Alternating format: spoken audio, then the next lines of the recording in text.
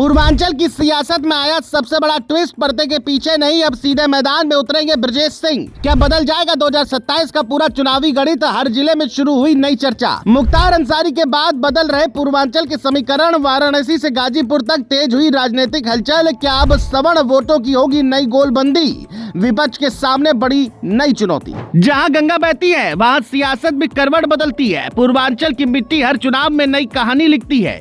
यहाँ सिर्फ नेता नहीं उतरते मैदान में, बल्कि पूरे प्रदेश का राजनीतिक भविष्य दांव पर लगता है। ये बात अक्सर चुनावी पंडित कहते हैं, जिसकी चर्चा भी इन दिनों खूब हो रही है, क्योंकि पूर्व एमएलसी ब्रजेश सिंह ने विधानसभा चुनाव लड़ने का ऐलान कर दिया है। सालों तक पर्दे के पीछे रहकर राजनीतिक रणनीति बनाने वाले ब्रजेश सिंह अब खुद जनता के बीच जाकर चुनाव लड़ना चाहते हैं।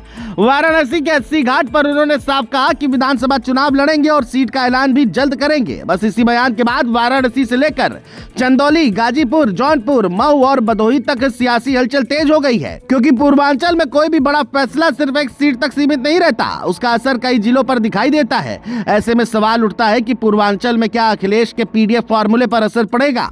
क्या कुछ बड़ा अब पूर्वांचल में होने जा रहा है? चलिए आपको सब बताते हैं। दरअसल अगर पूर्वांचल को समझना है तो सबसे पहले वाराणसी को समझना होगा, क्योंकि ये सिर्फ प्रधानमंत्री नरेंद्र मोदी का संसदीय क्षेत्र नहीं, बल्कि पूरे पूर्वांचल की राजनीतिक धुरी माना जाता है। वाराणसी जिले में ब्राह्मण, राजपूत, भूमियार, वैश्य, यादव, कुर्मी और मुस्लिम वोट सभी प्रभाव रखते हैं। ग्रामीण इलाकों में राजपूत और भूमियार समाज की अच्छी मौजूदगी है, जबकि शहर में व्यापारिक वर्ग भी निर्णायक माना जाता है। ब्रजेश सिंह का परिवार सालों से वाराणसी की राजनीति में सक्रिय रहा है। उनकी पत्नी अन्नपूर्णा सिंह एमएलसी हैं। ऐसे में अगर वे वाराणसी की किसी सीट से उतरते हैं तो मुकाबला सिर्फ उम्मीदवारों का नहीं, बल्कि राजनीतिक प्रभाव का भी माना जाएगा। अब बात चंदौली की करें तो इस जिले को पूर्वांचल का राजनीतिक प्रवेश द्वार कहा जाता है। यहाँ राजपूत, भूमियार, पिछड़ा वर्ग और दलित वोट अहम भूमिका निभाते हैं।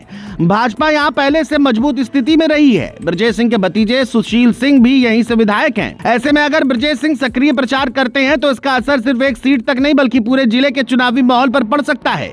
राजनीतिक जानकारों का मानना है कि चंदौली में संगठन और स्थानीय प्रभाव दोनों चुनाव में बड़ी भूमिका निभाते हैं।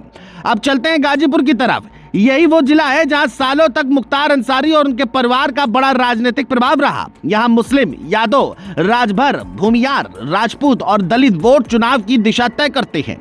मुख्तार अंसारी के निधन के बाद यहां राजनीतिक संतुलन बनने की चर्चा लगातार हो रही है। ऐसे में अगर ब्रजेश सिंह पूरी ताकत से मैदान में उतरते हैं तो गाजीपुर की राजनीति पर भी उसका असर पड़ सकता है। हालांकि यहां मुकाबला आसान नहीं माना जाता, क्योंकि हर दल अपनी सामाजिक पकड़ मजबूत करने की कोशिश में जुटा है। जौनपुर की राजनीति भी हमेशा पूरे प्रदेश का ध्यान खींचती रही है। यहाँ यादव, राजपूत, ब्राह्मण, निषाद, पटेल और मुस्लिम वोट काफी प्रभावशाली माने जाते हैं। पिछले कुछ सालों में धनंजय सिंह का नाम भी लगातार चर्चा में रहा है। ऐसे में जौनपुर का चुनावी माहौल पहले से ही काफी दिलचस्प माना जा रहा है।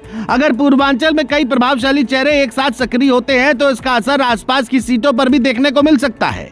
फिलहाल अलग अलग राजनीतिक संभावनाओं पर चर्चा जरूर है, लेकिन अंतिम तस्वीर उम्मीदवारों के ऐलान के बाद ही साफ होगी। मऊ की राजनीति भी पूर्वांचल में बेहद अहम मानी जाती है। यहाँ मुस्लिम और यादव वोट के साथ साथ राजपूत, भूमियार और अन्य पिछड़ा वर्ग भी चुनावी नतीजों में बड़ी भूमिका निभाते हैं। अब अगर पूरे पूर्वांचल का चुनावी गणित देखें तो यहाँ जातीय समीकरण हमेशा निर्णायक भूमिका निभाते हैं। राजपूत, भूमियार और ब्राह्मण समाज कई सीटों पर मजबूत प्रभाव रखते हैं। दूसरी तरफ यादव, मुस्लिम, कुर्मी, राजभर, निषाद, मौर्य, दलित और दूसरे पिछड़े वर्ग भी बड़ी संख्या में मौजूद हैं।